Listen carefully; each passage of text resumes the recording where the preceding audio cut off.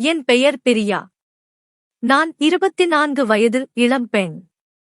சமீபத்தில் தான் என் கணவர் அருணுடன் திருமணம் செய்து கொண்டு புதிய வாழ்க்கையை தொடங்கியிருந்தேன். எங்கள் வீடு கொஞ்சம் கிராமத்திற்கு அருகில் இருந்த ஒரு பெரிய பங்களா வீடு. அங்கு அமைதி நிறைந்திருந்தது.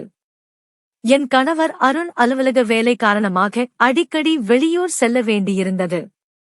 அவரது பெற்றோர் இல்லாததால் வீடு முழுவதும் நான் தனியாகத்தான் இருந்தேன். இது எனக்கு மிகவும் கஷ்டமாக இருந்தது. வீட்டின் பின்புறத்தில் ஒரு சிறிய லாயம் இருந்தது. அங்கு 2 குதிரைகள் இருந்தன. ஒன்று பளிங்கு போன்ற வெண்மையான நிறத்தில் இருந்த மேகம் என்ற குதிரை. அதன் பார்வை, நடை, பெரிய கண்கள், மென்மையான முடி எல்லாம் என்னை மிகவும் ஈர்த்தன. சிறு வயதிலிருந்தே விலங்குகள் மீது எனக்கு அபரிமிதமான பாசம் இருந்தது.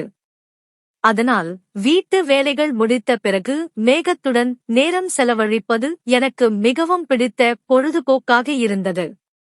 அதற்கு உணவு கொடுத்து, அதன் முதுகைத் தடவி, அதனுடன் நீண்ட நேரம் பேசுவேன். அது என் பேச்சை புரிந்து கொள்வது போல் தலையை ஆட்டி, கால்களைத் தரையில் தட்டி பதில் சொல்லும். அந்த நேரங்களில் என் தனிமை கொஞ்சம் குறைவது போல் தோன்றும். ஒரு நாள் கனமழை பெய்து கொண்டிருந்தது. நான் ஜன்னல் அருகில் நின்று வெளியே பார்த்து கொண்டிருந்தேன். மழைத்துளிகள் ஜன்னல் கண்ணாடியில் விழுந்து ஓடுவதை பார்த்து கொண்டிருந்தேன். என் மனம் முழுவதும் அருணை நினைத்து ஏங்கியது.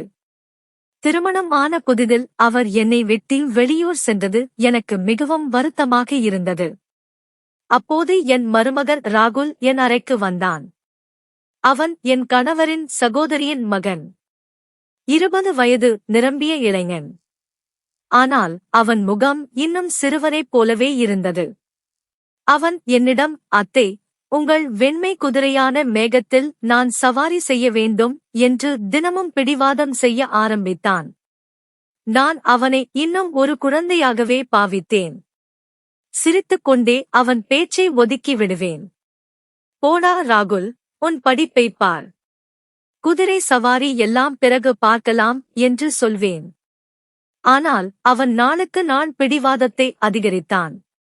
என் அருகில் வந்து உட்கார்ந்து, என் கண்களைப் பார்த்து, அத்தை, தயவு செய்து ஒரு முறை சவாரி செய்ய விடுங்கள், எனக்கு மிகவும் பிடிக்கும் என்று கெஞ்சுவான்.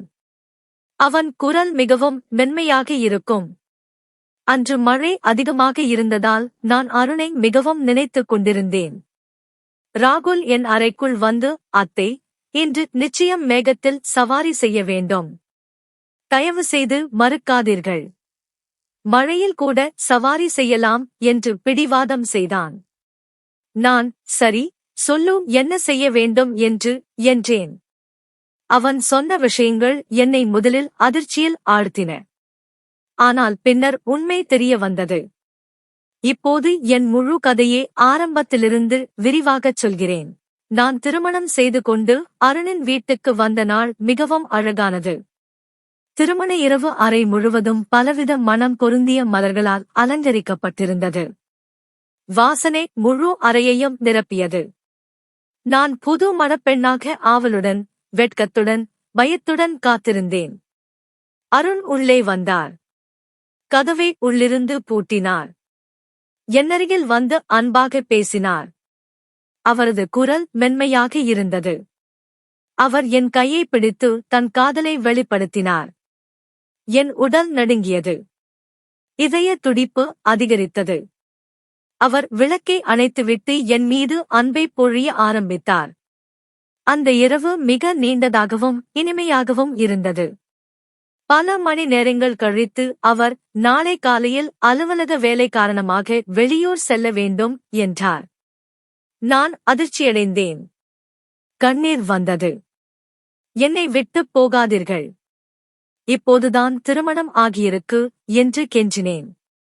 ஆனால் அவருக்கு வேலை மிக அவசியம் என்றார். விடுப்பு கிடைக்கவில்லை என்றார். விரைவில் திரும்பி வருகிறேன்.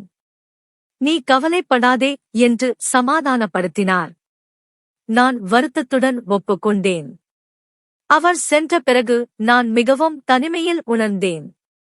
காலையில் அவர் புறப்பட்டுச் சென்றார். வீடு முழுவதும் தனிமை என்னைச் சூழ்ந்தது. நான் வீட்டு வேலைகளில் மும்முரமானேன். தரை துடைத்தேன், சமைத்தேன், துணி துவைத்தேன், வீட்டை சுத்தம் செய்தேன். மாலையில் லாயத்துக்கு சென்று மேகத்துக்கு உணவு கொடுத்தேன். அதன் மென்மையான முடியே தடவினேன். மேகம், என் கணவர் இல்லை. நீதான் என் துணை. என்னுடன் பேசு என்று பேசினேன். அது என் தோளில் தலை சாய்த்தது. அந்த நாட்களில் ராகுல் வந்து சேர்ந்தான். அவன் பையை வைத்துவிட்டு, அத்தை, நான் இங்கு படிக்க வருகிறேன். மாமா சொன்னாரா? எனக்கு அறை தயாரா என்றான். நான் ஆம், உன் அறையை தயார் செய்திருக்கிறேன். உள்ளே வா என்றேன். அவன் அறைக்கு அழைத்துச் சென்றேன். அவன் என்னை பார்த்து, அத்தை, நீங்கள் ரொம்ப அழகாக இருக்கிறீர்கள். உங்கள் புன்னகை மிகவும் அழகு என்றான். நான் வெட்கப்பட்டு சிரித்தேன். போடா, உன் படிப்பைப் பார் என்றேன். ஆனால் அன்றிரவு விசித்திரமான சத்தங்கள் கேட்டன. அது ராகுலின் அறையிலிருந்து வந்தது. முனகல், மூச்சு வாங்கும் சத்தம், சில சத்தங்கள். நான் பயந்தேன். கதவைத் திறந்து வெளியே வந்து கேட்டேன். ஆனால் அவன் அறை கதவு மூடியிருந்தது. அடுத்த நாட்களில் அவன் தினமும், அத்தை, உங்கள் வெண்மை குதிரையில் சவாரி செய்ய வேண்டும் என்று பிடிவாதம் செய்தான். நான் அவனை தவறாக புரிந்து கொண்டேன். அவன் என் அருகில் வரும்போது பதட்டப்படுவான். போனில் ஏதோ ரகசியமாக பார்ப்பான். இரவில் சத்தங்கள் தொடர்ந்தன. நான் அருணுக்கு அழுது போன் செய்தேன். விரைவில் வாருங்கள், தனியாக பயமாக இருக்கிறது. ஏதோ சத்தங்கள் கேட்கின்றன என்றேன். அவர், வேலை இருக்கிறது, சில நாட்கள் போரு. ராகுல் இருக்கானே என்றார். ஒரு நாள் கனமழையில் ராகுல் லாயத்தில் மேகத்துடன் இருப்பதை பார்த்தேன். அவன் குதிரைக்கு பயிற்சி கொடுப்பது போல் தெரிந்தது. அவன் மேகத்தின் மீது ஏற முயற்சி செய்தான். நான் யோசித்தேன். ஒருவேளை அவன் உண்மையிலேயே குதிரை சவாரி பற்றிதான் பேசினானா? இரவில் அவன் போனில் குதிரை பயிற்சி வீடியோக்களை பார்த்து கொண்டிருந்தானா? நான் அவன் அறைக்குச் சென்று கதவைத் தட்டினேன்.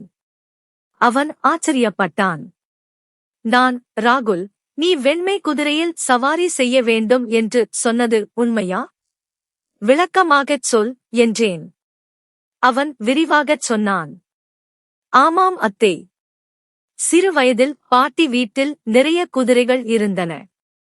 நான் அவற்றில் சவாரி செய்வேன். ஒரு முறை விழுந்து கால் முறிந்தது. டாக்டர் ஓய்வு சொன்னார். ஆனால் ஆர்வம் போகவில்லை. இங்கு வந்ததும் மேகத்தை பார்த்ததும் பழைய நினைவுகள் வந்தன. இரவில் போனில் குதிரை பயிற்சி வீடியோக்களை பார்த்து முறை கற்றுக்கொண்டேன். அதனால்தான் இரவில் சத்தம் கேட்டது. நான் பயிற்சி செய்து கொண்டிருந்தேன். மன்னித்து விடுங்கள் அத்தை என்றான். நான் என் தவறை உணர்ந்தேன். மிகவும் வெட்கப்பட்டேன். கண்ணீர் வந்தது. மன்னித்து விடு ராகுல். நான் தவறாக புரிந்து கொண்டேன்.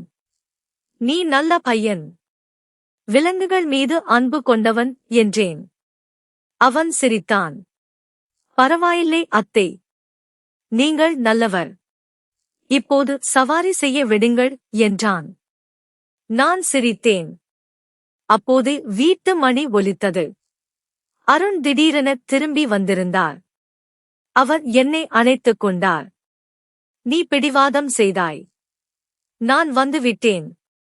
இனி வெளியூர் வேலை குறைவு. நம்முடைய புதிய வாழ்க்கையை ஆரம்பிப்போம் என்றார். அன்றிரவு அவர் என் மீது அளவற்ற அன்பை பொழிந்தார். நான் ராகுல் பற்றி அவரிடம் சொல்லவில்லை. எல்லாம் சரியாக முடிந்தது. கடவுளுக்கு நன்றி. நான் என் தவறை உணர்ந்து கொண்டேன். இப்போது குடும்பம் மகிழ்ச்சியாக இருக்கிறது. ராகுலும் மேகத்துடன் சவாரி செய்ய ஆரம்பித்தான். எல்லோரும் மகிழ்ச்சியாக இருந்தோம். நன்றி.